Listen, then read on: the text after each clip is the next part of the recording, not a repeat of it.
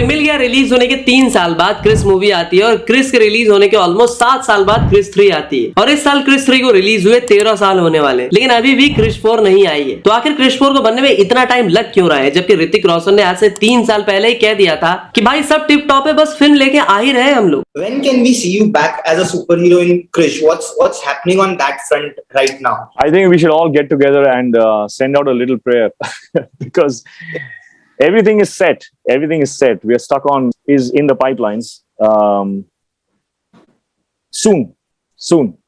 It'll happen soon. तो क्या क्रिश 4 के अगेंस्ट इंडस्ट्री में पॉलिटिक्स चल रही है, क्योंकि जिस क्रिश फ्रेंचाइज के लिए ऋतिक रोशन इतने पैशनेट थे वो भी इस प्रोजेक्ट को फिलहाल के लिए बंद करके जिंदगी ना मिलेगी दोबारा सीक्वल बनाने में जुट चुके हैं। एंड द मोस्ट इंपॉर्टेंट, क्या कभी क्रिश 4 बन भी पाएगी? तो इस वीडियो में आपको इन सारी चीजों के बारे में डिटेल में बताएंगे, साथ ही साथ थोड़ा पास में भी जाके हम कोई मिल गया के बनने के पीछे की जो इंटरेस्टिंग स्टोरी है उस पर भी नजर डालेंगे और आपको ये भी बताएंगे कि जिस कोई मिल गया ने ऋतिक रोशन को मेगा स्टार बनाया, उसी कोई मिल गया फिल्म की वजह से एक पोटेंशियल स्टार का करियर कैसे डिस्ट्रॉय हो गया। और कोई मिल गया के बाद हम बात करेंगे कि इंडिया के first and the most successful super hero Krrish के बारे में, और आपको ये भी बताएंगे कि कैसे राकेश रोशन एंड ऋतिक रोशन ने इंडिया को first and the most successful super hero film Krrish दी, वो भी बिना visual art work like VFX, CGI and मोटी बजट। साथ ही साथ हम आपको ये भी बताएंगे कि कैसे जब Krrish and Hollywood film Superman return same time पे रिलीज हुई थी, तो कैसे क्रिश ने सुपरमैन रिटर्न्स को आस्तीन का छछूंदर बना के रख दिया था। तो क्रिश की बात करने के बाद हम क्रिश 3 पे भी बात करेंगे और ये भी जानेंगे कि क्रिश के बाद क्रिश 2 आनी चाहिए थी, लेकिन राकेश रोशन ने सीधा क्रिश 3 क्यों बनाई। और शायद तुम्हें पता नहीं होगा but Krrish 3 actually 2 hero film होने वाली थी, जिसमें ऋतिक तो होते ही हैं, साथ ही साथ एक और मेगा स्टार होता है जिसने पास्ट में ऋतिक के साथ एक ब्लॉकबस्टर फिल्म में काम किया था। तो आज क्रिश 4 की फालतू की थ्योरीज पे नहीं बल्कि इस फ्रेंचाइज का पूरा चिट्ठा खोल के रख देंगे। मतलब आज इतना कुछ खोज के लाए हूँ जो शायद राकेश रोशन एंड ऋतिक रोशन भी भूल गए होंगे। भाई साहब कुछ ज्यादा नहीं हो गया? तो सबसे पहले मेकिंग पे बात करते हैं। तो अर्ली 2000 में बॉलीवुड में लगान एंड दिल चाहता है जैसी थोड़ी यूनिक मूवीज बननी शुरू हो चुकी थी। इन्हीं मूवीज की सक्सेस से इंस्पिरेशन लेते हुए राकेश रोशन ने भी बॉलीवुड में कुछ यूनिक करने का सोचा। अब राकेश रोशन ये तो सोच लिए थे कि उन्हें कुछ अलग करना है, बट वो अलग उन्हें क्या करना है वो अभी उन्होंने खुद डिसाइड नहीं किया था। ऐसा बिल्कुल इमीडिएट नहीं सोचे हैं। लेकिन एक दिन फिर जब राकेश रोशन बस अपने घर पर आईने के सामने खड़े होकर कंघी कर रहे होते हैं, तो अभी देखते हैं कि उनकी ग्रैंड डॉटर सुनहर का टीवी पे कार्टून देख रही है जो कि एलियन के बारे में है, और इसी कार्टून से राकेश रोशन को मिल जाता है कोई मिल गया का आइडिया। इसीलिए भैया आर्टिस्ट क्रिएटर सारे आइडियाज को नोट कर लेते हैं। मैं खुद कर लेता हूँ, टॉयलेट में बैठे बैठे जो आइडिया आता है अगली वीडियो उसी पे बन जाती है।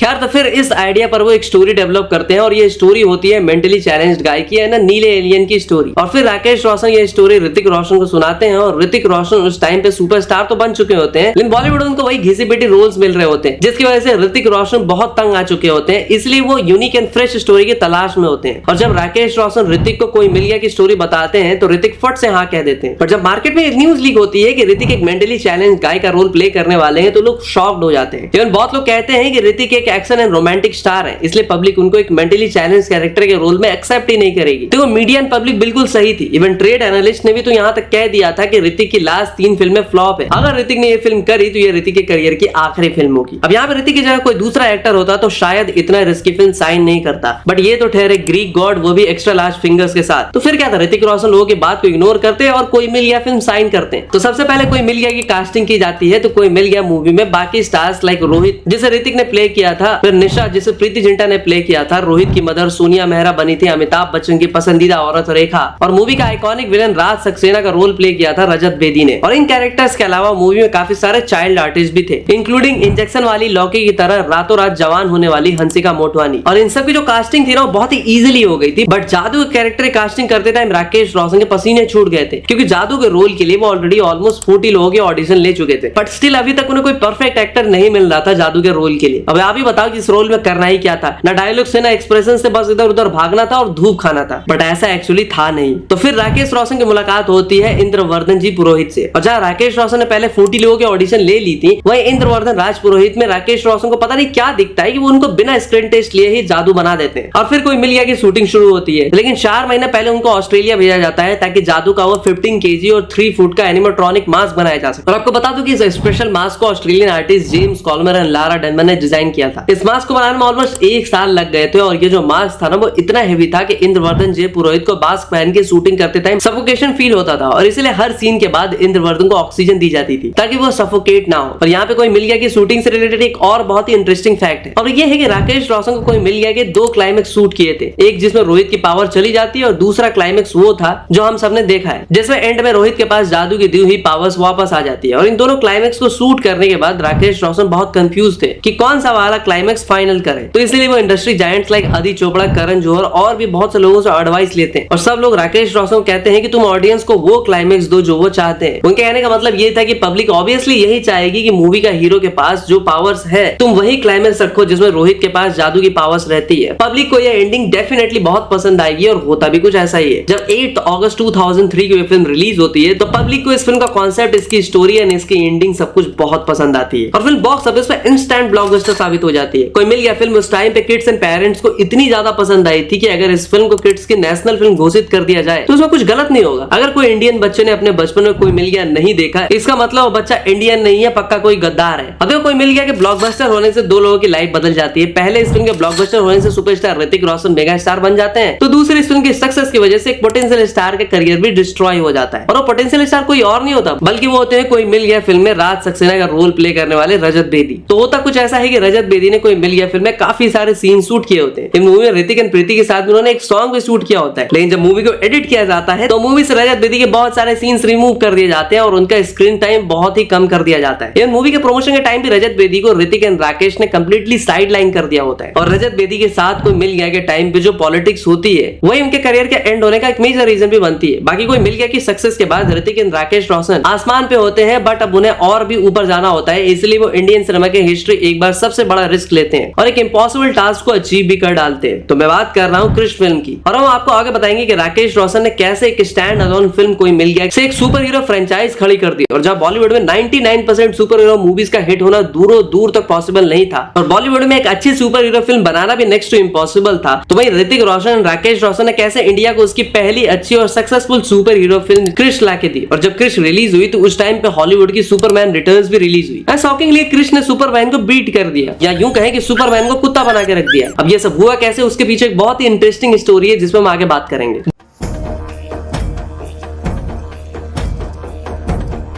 बॉलीवुड में जब 2003 में कोई मिल गया सक्सेसफुल हुई थी तो उसी दौरान हॉलीवुड में the Lord of rings trilogy काफी चर्चे में थी। तो राकेश रोशन ने देखा कैसे हॉलीवुड में एक ही स्टोरी को एक्सपैंड करके मल्टीपल पार्ट्स बनाए जाते हैं, तो उन्होंने सोचा कि क्यों ना ऐसा ही कुछ इंडिया में भी किया जाए। और फिर क्या था, उन्होंने अपनी ही सक्सेसफुल फिल्म कोई मिल गया की स्टोरी को एक्सपैंड करने का सोचा और कुछ इस तरह उन्हें आइडिया आया क्रिश नाम की सुपर हीरो फिल्म बनाने का। और ज्यादा टाइम वेस्ट ना करते हुए 2004 में उन्होंने कोई मिल गया की सीक्वल क्रिश को अनाउंस भी कर दिया। क्रिश मूवी में कोई मिल गया की प्रिंसिपल कास्ट ऋतिक एंड रेखा तो थे ही, साथ ही साथ क्रिश मूवी के लीडिंग लेडी का रोल प्रियंका चोपड़ा को दिया गया एंड विलन का रोल नसरुद्दीन शाह को। अब देखो ऋतिक रोशन एंड राकेश रोशन एक सुपर हीरो फिल्म बनाने का डिसाइड तो कर चुके थे, बट साथ ही साथ ये भी चाहते थे कि क्रिश फिल्म इंडियन सिनेमा में एक स्टैंडर्ड सेट करे। क्रिश फिल्म में VFX action sequences Hollywood level पे होने चाहिए और राकेश एंड ऋतिक दोनों को ही पता था कि बिना इंटरनेशनल टेक्नीशियन के इस लेवल की फिल्म बनाना पॉसिबल ही नहीं है। इसलिए राकेश रोशन हॉलीवुड से special effects expert Marc Kolbe and Craig Mumma, जिन्होंने हॉलीवुड में इंडिपेंडेंस डे एंड गॉडजिला जैसी बड़ी बड़ी फिल्मों में काम किया था, उनको वो हायर करते। इसके अलावा director Rakesh Roshan Hong Kong action director Tong जिन को भी क्रिश फिल्म में एक्शन सीन्स को डायरेक्ट करने के लिए हायर करते हैं। और क्रिश मूवी की शूटिंग शुरू होने के कुछ ही महीने पहले ऋतिक रोशन टोनी चिंग के साथ चाइना जाते हैं ताकि वो केबल वर्क की ट्रेनिंग ले सके। अब केबल वर्क क्या है उसको थोड़ा आगे बात करेंगे। तो देखो क्रिश मूवी में जो मेजर फ्लाइंग सीन्स है, एक बिल्डिंग से दूसरी बिल्डिंग पे जंप करने वाले सीन्स, वो कोई वीएफएक्स नहीं है, वो सारे स्टंट केबल की हेल्प से खुद ऋतिक रोशन ने किए थे। और एक बार जब शूटिंग के दौरान ऋतिक एक बिल्डिंग के ऊपर खड़े होकर एक फ्लाइंग सीन शूट कर रहे थे, बट वो सीन शूट करते टाइम ऋतिक की जो सेफ्टी केबल या फिर सेफ्टी वायर होती है वो टूट जाती है और वो नीचे गिरने लगते हैं। और जब राकेश रोशन ने उस टाइम पर ऋतिक को नीचे गिरते हुए देखा होता है तो उन्हें लगता है कि ऋतिक अब जिंदा नहीं बचेंगे, बट भगवान की दया से ऋतिक बच जाते हैं और वो एक कैनोपी पे सेफली लैंड कर जाते हैं। वैसे तो इंसिडेंट होने के बाद राकेश रोशन ने पैकअप बोल दिया था, बट ऋतिक ने अपने फादर को कन्विंस किया और कहा कि अगर ये सीन आज शूट नहीं हुआ तो ये फिर मेरे अंदर हमेशा हमेशा के लिए रहेगा। और अपने डर पे काबू पाने के लिए ऋतिक ने उस रिस्की सीन को दोबारा शूट किया। बाकी क्रिश की शूटिंग के दौरान भी ऋतिक को और भी काफी माइनर इंजरीज फेस करनी पड़ी,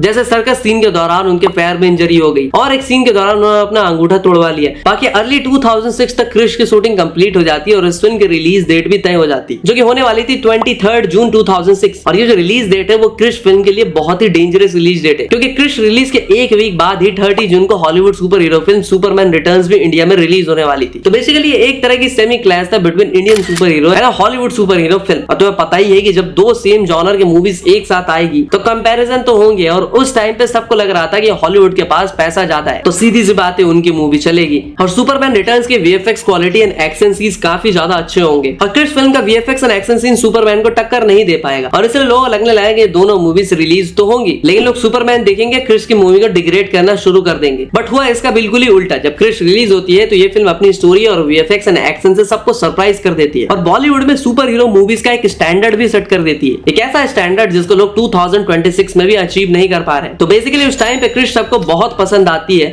और उस टाइम पे 40 करोड़ के मेगा बजट में बनी है फिल्म 126 करोड़ का टोटल कलेक्शन करती है। और जो लोग सोच रहे थे कि सुपरमैन रिटर्न्स क्रिश को डेंट कर देगी, उनको क्रिश मुंहतोड़ जवाब देती है और क्रिश फिल्म इंडिया में सुपरमैन रिटर्न्स का कुत्ता बना देती है। उस टाइम पे इंडिया में क्रिश की हाइप इतनी ज्यादा आग पकड़ चुकी थी कि सुपरमैन रिटर्न्स को कोई देखने ही नहीं जाता। अब अगर बात करें कि क्रिश इतनी सक्सेसफुल कैसे हुई, तो देखो एक तो ये फिल्म कोई मिल गया की सीक्वल थी, एंड एज यू नो कि बच्चों एंड पेरेंट्स में कोई मिल गया कितनी ज्यादा फेमस थी। तो जब क्रिश आई तो लिटरली सारे पेरेंट्स अपने बच्चों के साथ ये फिल्म देखने गए। पर ऐसा नहीं है कि क्रिश कोई बच्चों वाली फिल्म है। क्रिश मूवी का जो एक्शन है, जो वीएफएक्स है, जो टाइम मशीन वाला कॉन्सेप्ट है, उसने यंगस्टर्स एंड एडल्ट्स को भी अट्रैक्ट करा। साथ ही साथ इस मूवी में जो हमें क्रिश एंड रोहित मेहरा के बीच फादर एंड सन इमोशंस देखने को मिलता है, वो इमोशंस इस फिल्म को ऑटोमेटिकली एक यूनिवर्सल अपीलिंग फिल्म बना देता है। और यही रीजन है कि क्रिश नॉर्थ इंडिया में तो बिग हिट हुई, साथ ही साथ इस फिल्म ने साउथ इंडियन मार्केट में भी काफी अच्छा बिजनेस किया। और ये फिल्म तो साउथ में चली ही, साथ ही साथ क्रिश ने तमिल एंड तेलुगु वर्जन वाले जो सॉन्ग्स है वो भी वहां ब्लॉकबस्टर साबित हुए। तो अगर हम क्रिश को उस टाइम पे एक पैन इंडिया हिट कहें तो उसमें कुछ गलत नहीं होगा। और अब कोई मिल गया इन क्रिश की सक्सेस के बाद राकेश एंड ऋतिक दोनों और भी ज्यादा कॉन्फिडेंस आ जाता है इस फ्रेंचाइज को आगे ले जाने का। और ये दोनों बाप बेटे ज्यादा टाइम वेस्ट ना करते हुए क्रिश रिलीज होने के एक साल बाद ही क्रिश 3 की स्क्रिप्ट पे वर्क करना स्टार्ट कर देते। क्रिश 3 की जो ओरिजिनल स्क्रिप्ट थी उसे राकेश रोशन को स्क्रैप करना पड़ गया था। अब उसका क्या रीजन था वो हम आपको आगे बताएंगे, और साथ ही साथ हम ये भी बताएंगे कि क्रिश के बाद सीधा क्रिश 3 कैसे बनी थी। तो क्रिश 2 की जगह क्रिश 3 बनाने के पीछे भी एक इंटरेस्टिंग रीजन है जिसमें हम आगे बात करेंगे। And as you all know कि क्रिश 3 फ्रेंचाइज की बिगेस्ट फिल्म होने वाली थी, इसलिए उनको वीएफएक्स भी हॉलीवुड लेवल की क्वालिटी की चाहिए थी। लेकिन इस बार वो वीएफएक्स के लिए हॉलीवुड नहीं गए बल्कि शाहरुख खान के पास गए। आई मीन टू से शाहरुख खान की कंपनी रेड चिलीज वीएफएक्स के पास गए, और रेड चिलीज ने क्रिश 3 में काफी अच्छा काम भी करा। बट अगर मैं तुम्हें कहूं कि शाहरुख खान की क्रिश 3 में अपनी कंपनी के थ्रू वीएफएक्स डिपार्टमेंट में तो इन्वॉल्व थी, बट साथ ही साथ वो इस मूवी में एक पैरेलल लीड रोल भी प्ले करने वाले थे। तो कौन सा था वो रोल और क्यों एसआरके ने नहीं किया, इसके अलावा क्रिश 3 से रिलेटेड और भी बहुत सारी इंटरेस्टिंग बातें हैं। तो आइए अब उन सब पे बात करते हैं। तो सबसे पहले बात करते हैं क्रिश 3 के टाइटल के ऊपर। तो तुमने भी कभी ना कभी सोचा ही होगा कि क्रिश 2 टाइटल ना रखे क्रिश 3 क्यों रखा गया। तो इसके पीछे बहुत इंटरेस्टिंग रीजन है। ऋतिक रोशन खुद बताते हैं कि क्रिश 3 का टाइटल के लिए उन्होंने हॉलीवुड फ्रेंचाइज से इंस्पिरेशन ली थी, और वो हॉलीवुड फ्रेंचाइज थी रैम्बो सीरीज, जिसमें रैम्बो सीरीज में पार्ट 1 का नाम ही फर्स्ट ब्लड, पार्ट 2 का नाम होता है, एंड पार्ट 1 का नाम ही फर्स्ट ब्लड पार्ट 2 है, एंड पार्ट 3 का नाम रैम्बो 2 नहीं बल्कि रैम्बो 3 है। वैसे क्रिश 3 फ्रेंचाइज में भी कोई मिल गया पार्ट 1 ही क्रिश पार्ट 2 है, एंड जो लास्ट में क्रिश थे जिसे हम क्रिश 3 के नाम से जानते हैं वो पार्ट 3 है। तो फिल्म के टाइटल में बाद में बात करेंगे क्योंकि क्रिश 3 की ओरिजिनल स्टोरी को स्क्रैप कर दिया गया था। तो भैया बात कुछ ऐसी है कि जब 2008-9 में राकेश रोशन क्रिश 3 की स्क्रिप्टिंग पे वर्क कर रहे होते हैं तो उस टाइम पे उनकी जो स्टोरी होती है काफी ज्यादा सिमिलर थी हॉलीवुड फिल्म स्पाइडरमैन 3 से। अब कुछ ज्यादा ही सिमिलरिटी होने की वजह से राकेश रोशन वो फिल्म स्क्रैप कर देते हैं और एक नई स्टोरी पे काम शुरू करते हैं। और जो नई स्टोरी थी इसमें राकेश रोशन ने principal characters like Krrish, Rohit Mehra and Priya के अलावा काफी सारे नए बैडएस कैरेक्टर्स भी ऐड किए होते हैं, जैसे मूवी का विलन काल या फिर म्यूटेंट काया। और ये जो नए कैरेक्टर्स थे इनमें राकेश रोशन बड़े सुपरस्टार्स को कास्ट करना चाहते थे। जैसे काल का रोल पहले राकेश रोशन ने शाहरुख खान एंड अजय देवगन को ऑफर किया था, बट उन दोनों ने अननोन रीजंस की वजह से इस रोल को रिजेक्ट कर दिया और इवेंचुअली ये रोल मिला सलमान के दोस्त विवेक को। इसके अलावा काया के रोल के लिए पहले कंगना रनौत को अप्रोच किया गया था, बट उस टाइम पे रोशन फैमिली के साथ उनका लफड़ा चल रहा था, इसलिए उन्होंने शुरू में ही रोल रिजेक्ट कर दिया था। फिर इस रोल के लिए चित्रांगदा सिंह को साइन किया जाता है, उन्होंने भी ये फिल्म बीच में छोड़ दी होती है। इसके बाद जैकलिन फर्नांडिस को भी ये रोल ऑफर किया जाता है। बट यहाँ पे बात बात नहीं बनती। फिर लास्ट में हार थक के रोशन ने वापस कंगना से रिक्वेस्ट की होती है और उनको किसी तरह ये रोल करने के लिए कन्विंस किया होता है। और फिर जब इस फिल्म की कास्टिंग कंप्लीट होती है तो ऋतिक रोशन, कंगना रनौत, प्रियंका चोपड़ा, विवेक रॉय इस फिल्म की शूटिंग शुरू करते हैं। इस फिल्म के प्रोडक्शन का काम ऑलमोस्ट 2.5 ईयर चला होता है, जिसमें 1.5 ईयर तक रेड चिलीज की टीम ने सिर्फ इस फिल्म के वीएफएक्स पे काम किया होता है। और उस टाइम के हिसाब से इस फिल्म का वीएफएक्स काफी ज्यादा अच्छा भी था। उस टाइम पे सबने क्रिश 3 की वीएफएक्स को काफी अप्रिशिएट भी किया होता है, बट उस टाइम पे सिर्फ इसके वीएफएक्स को अप्रिशिएशन नहीं मिलता, क्योंकि मूवी को लेकर लोगों में बहुत मिक्स्ड ओपिनियंस होते हैं। क्योंकि जब ये फिल्म दिवाली 2013 के मौके पर रिलीज होती है तो फ्रेंचाइज वैल्यू के दम पे बॉक्स ऑफिस पर लगभग 370 करोड़ का कलेक्शन करती है और ब्लॉकबस्टर साबित होती है। लेकिन इस मूवी की स्टोरी को लेकर पब्लिक में काफी मिक्स्ड रिस्पांस होता है। एक तरफ ऐसी ऑडियंस थी जिनके फिल्म, इसकी स्टोरी एंड एक्शन सब कुछ काफी मस्त लग रहा था, तो दूसरी तरफ ऐसी ऑडियंस भी थी जिनके अकॉर्डिंग क्रिश 3 की स्टोरी कोई मिल गया एंड क्रिश के कंपैरिजन में काफी वीक, और इसीलिए क्रिश 3 को लोग आज तक गरियाते हैं। बट अगर मैं अपना पर्सनल ओपिनियन दूं तो इंडियन स्टैंडर्ड्स के हिसाब से क्रिश 3 मुझे एक अच्छी सुपर हीरो फिल्म लगती है। अब देखो, भले ही कुछ लोगों को क्रिश 3 क्रिश या फिर कोई मिल गया जितनी पसंद नहीं आई, बट स्टिल क्रिश के ब्रांड का क्रेज अभी तक कम नहीं हुआ है। और इसलिए उस क्रेज को कैपिटलाइज करने के लिए रोशन फैमिली अपनी home production company film star production में क्रिश के ऊपर 4 एनिमेटेड मूवी रिलीज की होती है। इन फिल्मों को रिलीज करती है कार्टून नेटवर्क। इन 4 फिल्मों पहली फिल्म थी किड क्रिश जो कि 2013 में रिलीज हुई थी। उसके बाद 2014 में kid Krrish mission Bhutan, then उसी year third film kid Krrish mystery in Mongolia भी रिलीज हुई थी। और फिर 2015 में इस सीरीज की 4th film kid Krrish Shakalaka Africa release हुई थी। और इन सब मूवीज को बच्चों ने काफी ज्यादा पसंद भी किया था। तो देखो, अब तक हमने कोई मिल गया पे बात की, क्रिश पे बात की और क्रिश 3 पे भी बात की। अब बारी है क्रिश 4 की। और क्रिश 4 के ऊपर बात करने से पहले तुम्हें बता दूं कि कोई मिल गया रिलीज होने के 3 साल बाद ही क्रिश आ गई थी और क्रिश के 7 साल बाद ही क्रिश 3 भी आ गई थी। और इस साल क्रिश 3 को रिलीज हुए 13 इयर्स हो चुके हैं, बट फिर भी क्रिश 4 के आने का कोई नाम निशान नहीं है। तो क्वेश्चन ये है कि क्रिश 4 को बनाने में इतना टाइम आखिर लग क्यों रहा है? आखिर क्यों ऐसी न्यूज आ रही है कि क्रिश 4 जैसी सक्सेसफुल फ्रेंचाइज पर भी प्रोड्यूसर्स पैसे लगाने को रेडी नहीं है? और क्या इंडस्ट्री में क्रिश 4 के अगेंस्ट कोई पॉलिटिक्स चल रही है? एंड मोस्ट इंपॉर्टेंट, क्या हम कभी क्रिश 4 देख भी पाएंगे? तो आइए इन सारी चीजों पर बात करते हैं।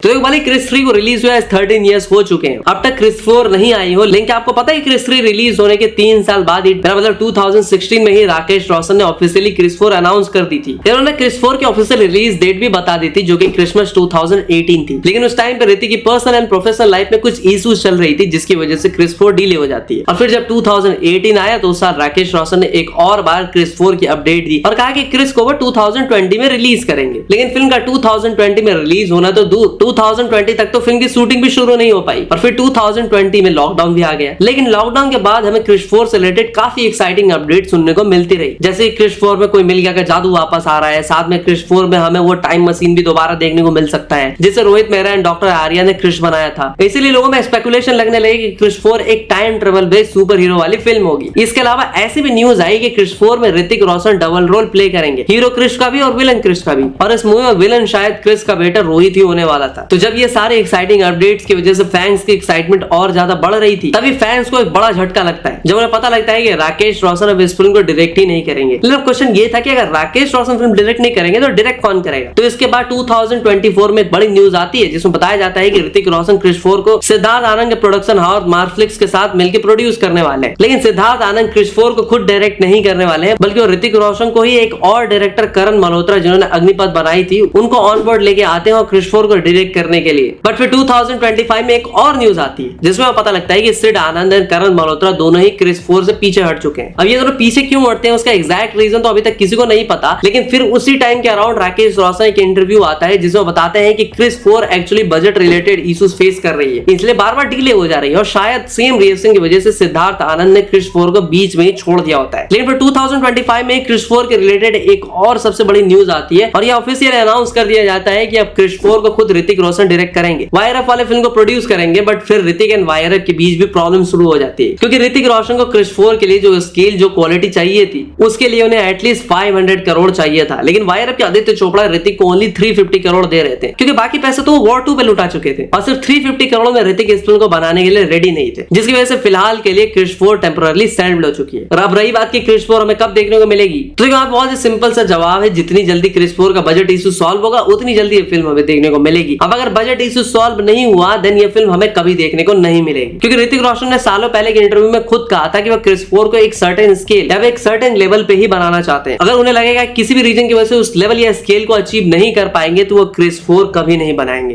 I don't want to do the film if we can't achieve what we want to achieve with it. So I'm going to make sure that should be a certainty that we have to match a certain level now. If that's not going to happen, then I rather not make the film. तो guys बस अब hope करो कि Chris 4 का budget issue solve हो जाए, और अगर सॉल्व नहीं होता है तो ये फिल्म हमेशा हमेशा के लिए स्टैंड हो जाएगी। ऊपर से दूसरी सुपर हीरो वाली फिल्म की बात करें तो शक्तिमान मुकेश खन्ना ना बनाएंगे ना किसी को बनाने देंगे। तो मैं नहीं चाहता, आई थिंक कोई भी नहीं चाहता कि इंडिया की इकलौती successful super hero franchise like Krrish डब्बा बंद हो जाए। तो भाई वीडियो पसंद आई हो तो लाइक भी कर दिया करो, जिससे इसकी रीच और भी लोगों तक पहुंचे, क्योंकि इस तरह की वीडियो बनाने में हमारी फट के 76 हो जाती है। और अगर बेवफा ऑडियंस नहीं हो तो सब्सक्राइब भी कर दिया करो यार, जल्दी से 1 मिलियन करा दो। तो मैं मिलता हूं आपसे अगली वीडियो में, तब तक के लिए आप सबको महाशिवरात्रि की शुभकामनाएं। हर हर महादेव।